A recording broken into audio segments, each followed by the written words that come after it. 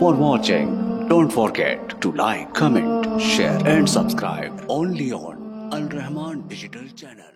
इसमें एक सवाल बहुत कॉमन पूछा जाता है मुझसे दोनों साइड से, मर्द और औरत की साइड से। मर्द, खैर हमारे डिपार्टमेंट्स हैं, औरतों का अलग डिपार्टमेंट है, मर्दों का अलग, लेकिन ये कि हम आपस में डिस्कस करते हैं, केस स्टडीज़ वगैरह, हमारा नॉलेज इंक्रीज़ हो। एक सवाल बड़ा कॉमन है कि ये जो आजकल डिवोर्सेस हो रही हैं और जो एक पूरा लड़ाई झगड़ा चल रहा है, टसल चल रही, इसमें ज़्यादा कसूरवार कौन है? तो ये एक बड़ा कॉम्प्लिकेटेड सवाल है।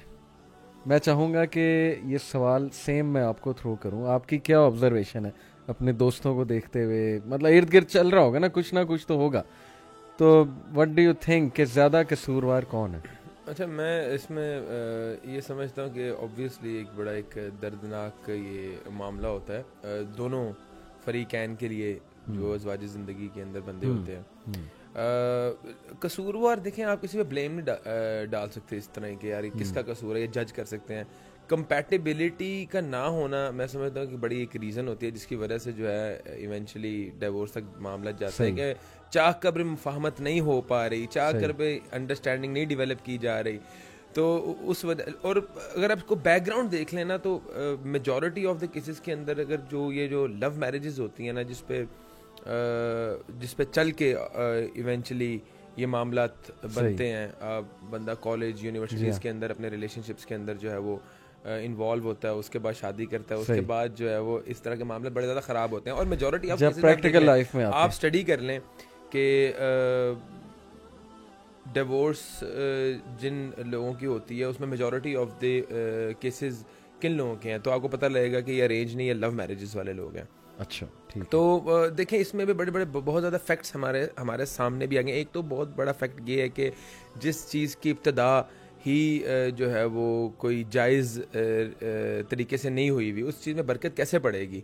मतलब एक चीज़ है जो हमारे इस्लाम के, हमारे दीन के पैरामीटर्स के ख़िलाफ़ है कि आप रातों को जाग के फ़ोन पर बात कर रहे हो, इलीगली मिल रहे हो, घर वालों से छुप के मुलाकातें हो रही हैं, बातचीत हो रही है। तो मैं ये समझता हूँ कि उस चीज़ में कभी भी बरकत नहीं पड़ सकती जो दीन के खिलाफ है, जिसमें लेकिन अगर दो लोग चलें, रिपेंट कर लें, शादी कर लें, हाँ, जैसे नबी ने कहा there is nothing better for two people in love than marriage. उसके अंदर मैं ये समझता हूँ कि बहुत ज़्यादा फॉल्स होप्स जो दी जाती हैं ना कपल्स को, एक दूसरे को जब दी जाती हैं, जब और तभी दी जाती है ना जब ये बिफोर मैरिज कोई रिलेशनशिप डेवलप हुआ हो, उसी में, क्योंकि कम्युनिकेशन बहुत ज़्यादा होती है, उसी में हाई होप्स दी जाती हैं। जब वो होप्स जो है वो शैटर होती हैं शादी के बाद, तो प्रैक्टिकल नहीं सोच रहे ना दोनों, अभी इमोशंस हैं। वो पहले भी आपसे एक बार बात हुई थी, वो चांद तारे तोड़ लाऊंगा और तुम मेरी रानी हो। मैं आपको एक इंटरेस्टिंग बात बताता हूँ। मैं साइंटिफिक रिसर्च पढ़ रहा था कि अल्कोहल क्यों बैन है। क्योंकि जब एक बंदा शराब पीता है ना, उसका प्री फ्रंटल कोर्टेक्स जो कि कॉन्सिक्वेंसेस देखने के लिए जो है वो जिम्मेदार है, और जो एनालिटिकल एबिलिटी के लिए जिम्मेदार है, वो उसका प्रीफ्रंटल कोर्टेक्स लिटरली ब्लॉक हो जाता है। सेम ये जो इश्क का भूत होता है ना, जाहिर है कि बंदा पसंद करता है किसी को, फिर बातचीत होती है, फिर वो इमोशंस पैदा होते हैं, तब भी वो ब्लॉक हो जाता है। मैं कहता हूँ ये भी वो नशा हुआ होगा। ये भी वो नशा है। बहुत सी बातें बाद में पता लगती है। एनीवे, चले हम लोगों को ये एडवाइस करते हैं, चलो अगर तुम्हें को पसंद है निकाह कर लो, there is nothing better for two people in love than marriage. समझता हूँ कि निकाह से ज़्यादा खूबसूरत, निकाह से ज़्यादा अफजल कोई चीज़ नहीं।